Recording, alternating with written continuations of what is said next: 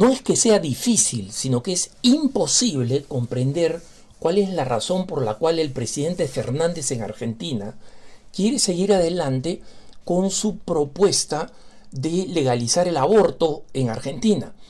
Nosotros sabemos que Fernández había dicho originalmente que él iba a legalizar el aborto de una manera que fuera no confrontacional entre los argentinos. Esta es una de esas circunstancias en que me cuesta creer si una persona es tan inocente que no debería ser político o es tan corrupta que tampoco debería ser político, ¿no? Porque creer que el aborto puede encontrar un punto de consenso, como si hubiera, digamos, una mujer medio embarazada, ¿no?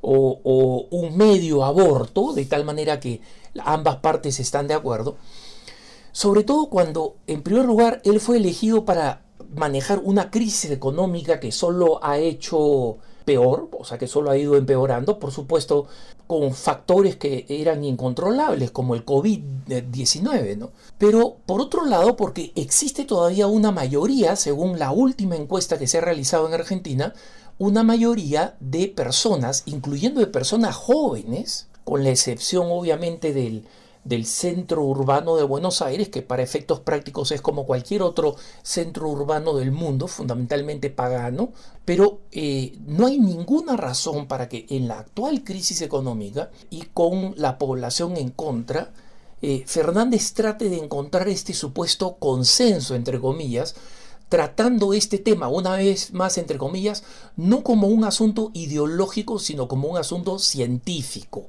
entre comillas, ¿no? Y eso no existe, es una gran mentira. ¿Por qué?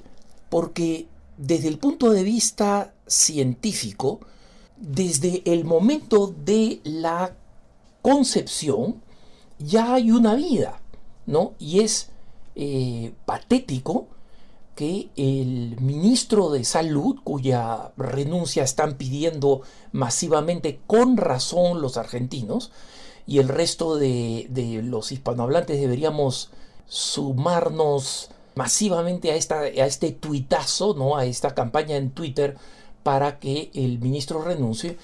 Resulta que el ministro Ginés González García dijo esta semana que por supuesto que el aborto se estaba entendiendo como algo que no mata, sino que no mata a nadie.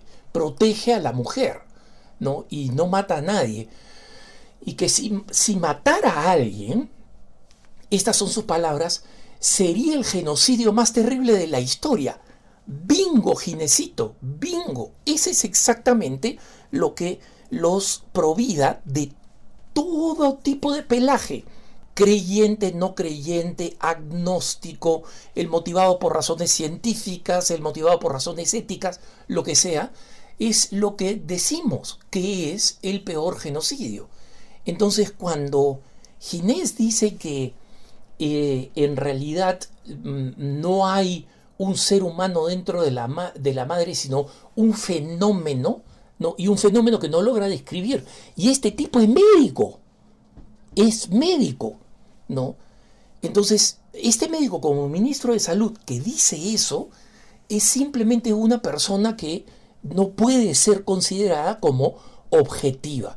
Está obedeciendo a las presiones políticas del compromiso que hizo Alberto Fernández, que dicho sea de paso, muchos consideran que la única razón por la cual quiere legalizar el aborto es porque tiene una deuda con los grandes poderes internacionales, porque recientemente un buen amigo a través de redes sociales, hablando del absurdo de tratar de legalizar el aborto en Argentina, me decía que es incomprensible que el aborto sea prioridad del Poder Ejecutivo en un país, y acá cito textualmente a este hermano, un país en el que tenemos 14% de pobreza, 35% de desocupación, y nuestras escuelas no han tenido más de 10 días de clase en lo que va del año 2020.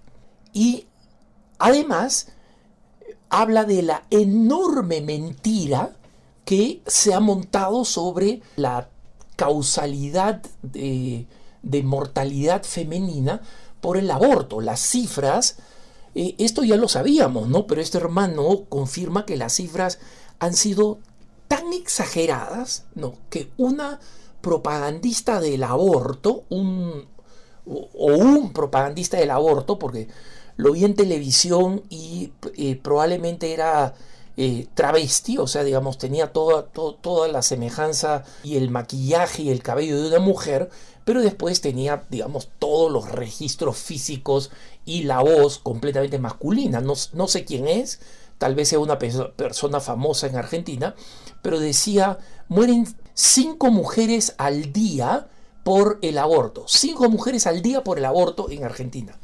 5 mujeres al día. Y creo que me equivoco. Creo que dijo 5 mujeres cada minuto. Pero bueno, es posible que haya dicho cada minuto porque esa es la envergadura de la mentira absoluta de la maquinaria multimillonaria abortista de crear estas cifras. Pero lo cierto es que incluso si fueran 5 mujeres por día y nosotros multiplicáramos por todos los días del año, nos encontraríamos con que el número de mujeres que mueren supuestamente por el aborto clandestino es mayor que enfermedades que sabemos que matan a más personas, a mujeres, como son los accidentes de tránsito, por ejemplo, como son el cáncer de mama o el cáncer uterino. De hecho, el Ministerio de Salud en Argentina, antes de Don Ginés, que es, digamos, un farsante, perdón, la muerte en las mujeres es la causa número 37, ¿no? Y eso significa que como causa de muerte está después de los infartos, después de los tumores, después de los accidentes de tránsito, después de los homicidios en ocasión de robo y después incluso del tabaquismo, o sea, de fumar cigarrillos. En consecuencia, lo curioso es que quieren hacer una ley para el aborto, pero no hay ninguna ley, por ejemplo, de prevención de los infartos, de una lucha más agresiva al cáncer, de la prevención de los accidentes de tránsito. De hecho, es un hombre católico en Argentina que perdió hijos en accidentes de tránsito quien promueve la prevención en el conducir que el Estado debería hacer y no hace, ¿no? Y por supuesto no hay una campaña contra el tabaquismo, ¿no? Entonces el tema es que no hay prioridad alguna para esto del aborto, los argumentos son absolutamente deplorables, ¿no? Y este amigo que menciono, que me proporcionó esta información, se pregunta si es que la pandemia no es una ocasión que están utilizando muchas organizaciones o muchos gobiernos antivida, como Argentina o México, en distintos lugares o estados de México, o en el mismo Argentina. Miren, puede ser. De hecho, la pandemia no es el mejor momento para hacer ese tipo de cosas. En el Perú, una ex ministra que fue nombrada durante la pandemia, una ministra que era muy favorable al aborto vía la píldora el día siguiente, no pudo mover un dedo porque tenía que ocuparse del COVID. Entonces, es que el COVID sea una ocasión para promover leyes antivida y leyes anticristianas, como está sucediendo en España, tiene que ver más con una agenda política que con una oportunidad. Porque creo yo que tratar de empujar legislación antivida y anticristiana aprovechando el COVID es algo que puede terminar siendo un tremendo tiro por la culata, ¿no? Y he visto en varias naciones y en varios estados de México, por ejemplo, que no se ha utilizado el COVID por esta razón. Por supuesto, otros sí. Argentina, ¿no? El presidente Fernández, que tiene un país en colapso, ¿no? Una nación emblemática, la tercera economía de América Latina.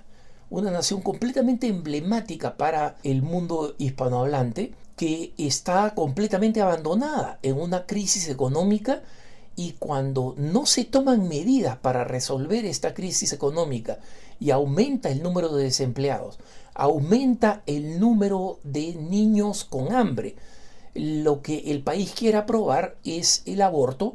Y como la mayoría de ustedes saben, porque lo hemos venido cubriendo a través de la agencia Así Prensa, han acelerado el proceso para que no demore tanto como aconteció la vez pasada, ¿no? Ya han comenzado rápidamente la fase de testimonios, rápidamente es posible que logren una media sanción, es decir, la aprobación en la Cámara de Diputados, y la guerra probablemente se concentre en la Cámara de Senadores.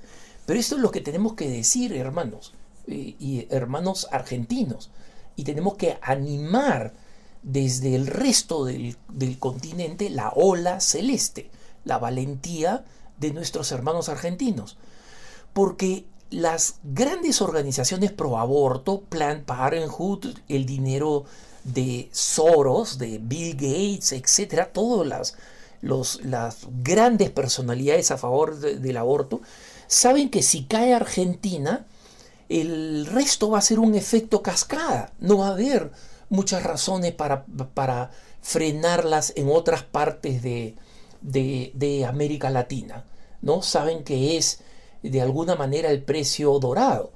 México también tenía esa característica de ser un lugar muy especial donde la legalización del aborto tendría una consecuencia de cascada, de dominó en América Central.